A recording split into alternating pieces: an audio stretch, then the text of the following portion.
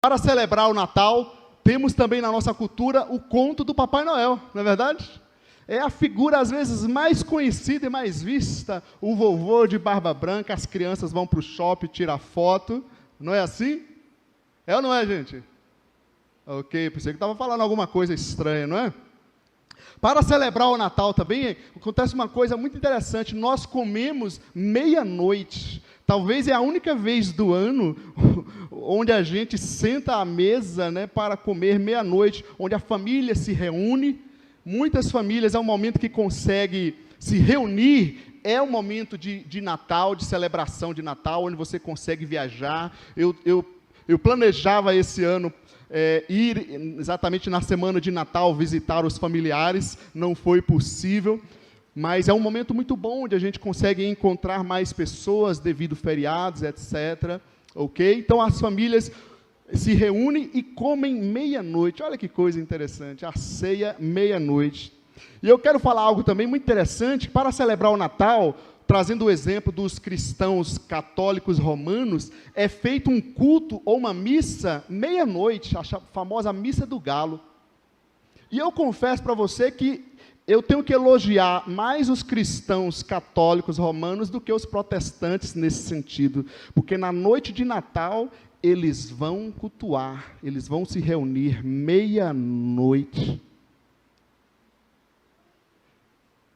Na tradição evangélica, no geral, a gente tem um momento em família e fica só em família. Mas mesmo assim, muitas vezes você está em família, tem aquela ceia maravilhosa, come horror, e muitas vezes lembramos tão pouco de Jesus. Temos tantos presentes, que é coisa boa, está reunida a família, enfeitamos, inclusive, olha o nosso cenário aqui atrás, feito pela a nossa equipe de decoração, a Nícia, a Sueli. Então nós enfeitamos. Agora, gente, para celebrar o Natal é muito mais que isso, não é verdade? Tudo isso não é celebrar, não é suficiente para celebrar o Natal. Eu quero chamar a sua atenção nessa noite para dois textos que as crianças, inclusive, narraram, os dois textos sobre o nascimento de Jesus. O texto de Mateus 1:18 ao 30, nós não iremos ler agora, mas você pode deixar aberto na sua Bíblia. Nós já iremos ver os pontos, as aplicações aqui, trazer para a nossa vida. E também o texto paralelo de Lucas 1:21 a 33. Então nós temos esses dois relatos, que fala de José e de Maria. Ou seja, o que precisou acontecer para que Jesus nascesse? O que precisou acontecer para o Natal ser verdadeiramente celebrado? Esses dois textos nos mostram exatamente isso.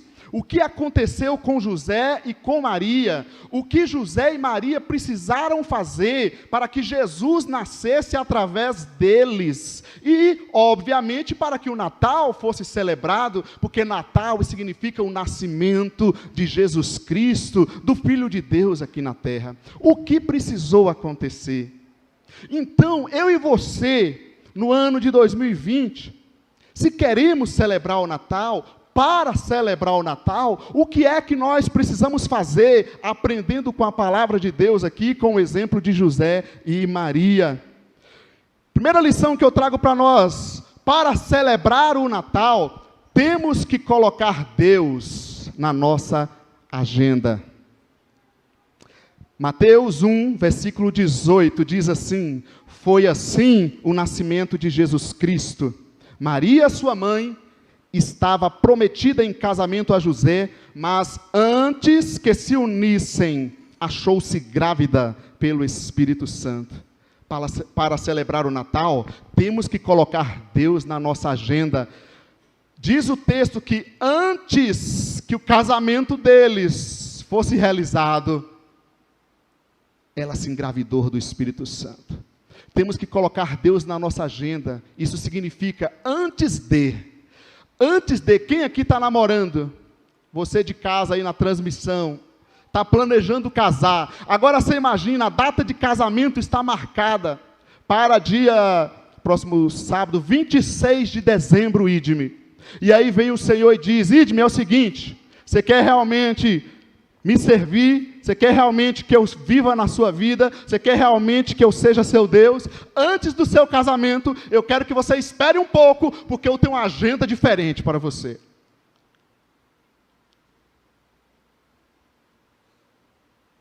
Antes de casar, antes que eles realizassem o plano, o sonho deles, Deus tinha outra coisa para colocar na agenda deles.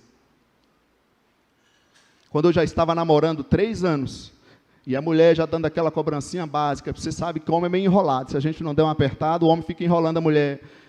E aí minha esposa, e aí, né, como é que é? 3 anos de namoro e o casamento. E aí eu digo, então, mas Deus está chamando a gente tem que primeiro ir para o seminário e tal. Então a gente foi primeiro fazer o seminário, 3 anos, para depois casar. Antes de. O que você acrescentaria mais? Namoro? Antes de você tomar a decisão e começar a namorar, Deus pode dizer para você, olha, tira 1 mês de oração, de conversa, depois você começa. Temos que colocar Deus na nossa agenda. Antes de comer a ceia bendita, a ceia bonita do Natal, vamos ter um momento de agradecimento a Deus. Antes dos afazeres do nosso dia a dia, dos nossos deveres, está o culto ao Senhor, o momento de adorar o Senhor. Isso é colocar Deus na agenda. Colocar Deus na agenda significa que eu preciso organizar a minha agenda, a minha vida. Que eu preciso organizar o meu tempo. 8 horas de sono, para quem dorme bem, está saudável com seu sono. 8 horas de trabalho, mas temos também 8 horas livres por dia. Você fala, onde é que estão essas horas que eu não vejo? Organize sua agenda, porque ela existe. Colocar Deus na agenda significa que eu preciso cuidar do físico, da minha saúde física, inclusive nos prevenindo nesse momento de pandemia, mas eu preciso também cuidar da minha saúde emocional, dos meus sentimentos, eu preciso cuidar da minha vida social, dos meus relacionamentos, e eu preciso também cuidar da minha vida espiritual. Isso é colocar Deus na agenda. Se a gente for trazer exemplos bíblicos para isso, Eclesiastes 3:1 diz que para tudo há uma ocasião e um tempo para cada propósito debaixo do céu.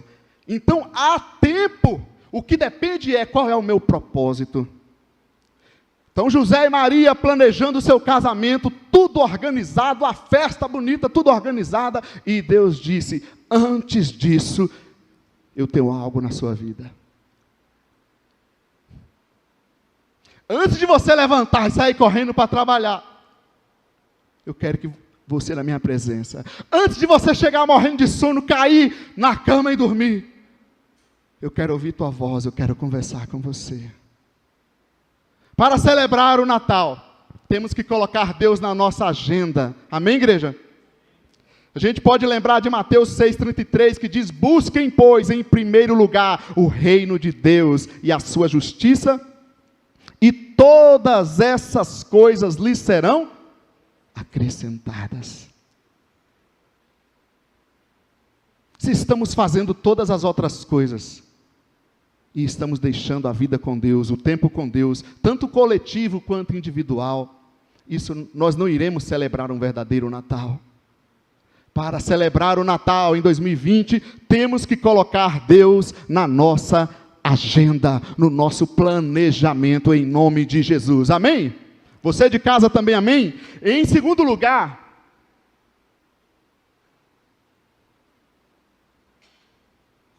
para celebrar o Natal, temos que submeter nossos planos a Deus. Versículo 19, Mateus 1, versículo 19, você pode deixar sua Bíblia aberta, continuando o texto. Por ser José, seu marido, um homem justo, e não querendo expor Maria, sua esposa, e expô-la à desonra pública, José pretendia anular o casamento secretamente, porque Maria se engravidou do Espírito Santo. Ele falou, essa mulher me traiu.